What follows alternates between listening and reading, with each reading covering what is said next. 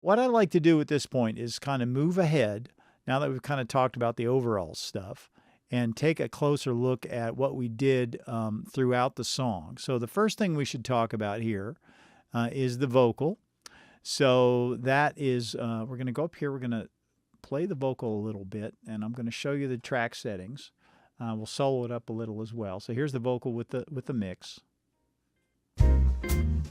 Or shiny nose deer, no blow up. There it is in context. Or blinking lights anywhere, but I'm sure having fun on my rumpa-pum-pum. Soloed. Shooting the holiday breeze, calm as can be.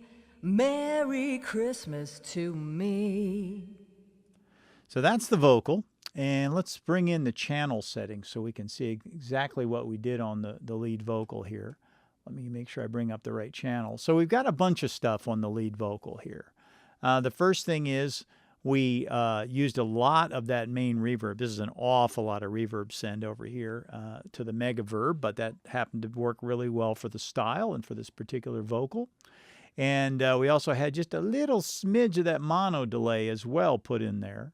And what that did was it kind of gave it just a little bit of a bounce. Now, we did them in parallel. We didn't feed the longer verb with the delay. We just happened to send to both of them, and that sounded just fine at the time. So that's what we did with the sends. Now, let's check out the EQ here. Over on the EQ, we've got just a little bit of rise at the end there. And that was probably mostly to compensate for the fact that we used a ribbon microphone. Ribbon mics are really warm and silky and smooth on the bottom, but they're not known for a lot of top end. So in order to get the vocal to sit right in this mix and cut through a little bit and make it a slightly more modern sounding mix, I compensated a little bit. I added 1.5 dB at 7.2K.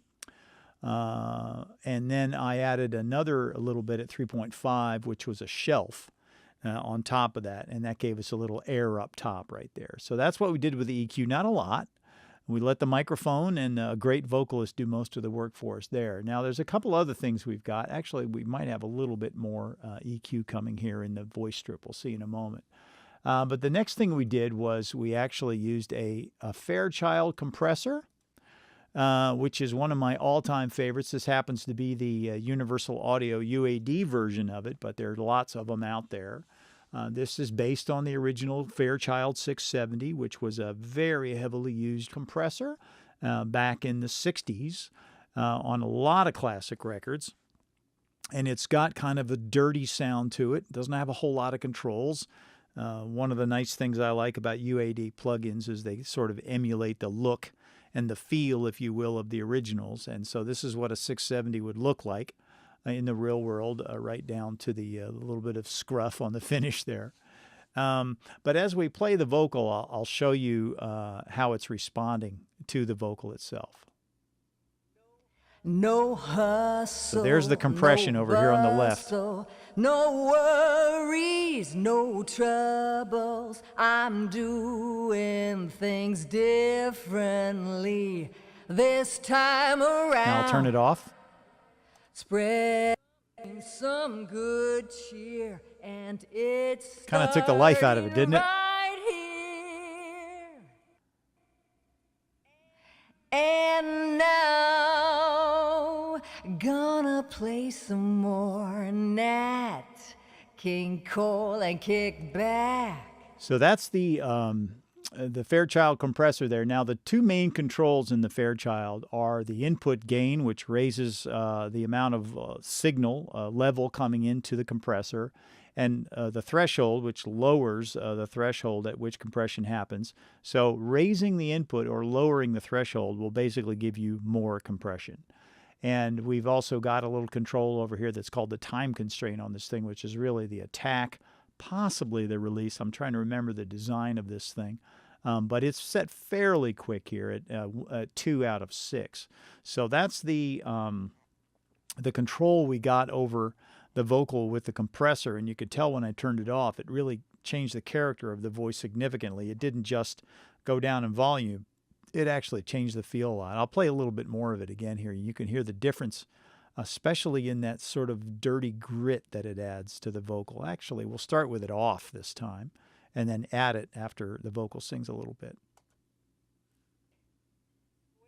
Squares of Godiva and a cheap paperback.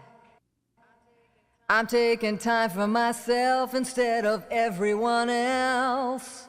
Maybe even 2 New Year's Eve, yes siree. A Merry Christmas to me. No hustle. Now you might have noticed that the threshold control wiggled a little bit there. I've actually got some automation on the threshold control because for this particular vocal, the way that the compressor was responding wasn't giving me the sound that I wanted. So I automated that a little bit. So the main purpose of using a compressor on anything is to control the dynamic range and kind of get the loudest and the softest sounds sort of in a little bit more in line with one another.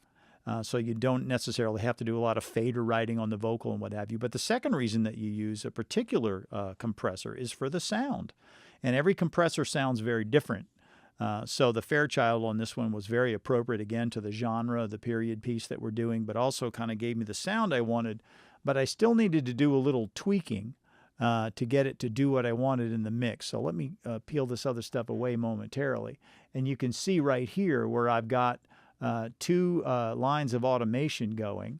And that's these 2 right here. I'm going to select all the events so you can actually see all the automation here that I rode with various parts of the vocal to make the compressor respond the way I wanted to. The controls on the compressor itself weren't enough for me to get the sound just by picking a preset and letting it work. So I had to do a little bit of extra there, but it gave me the sound I wanted.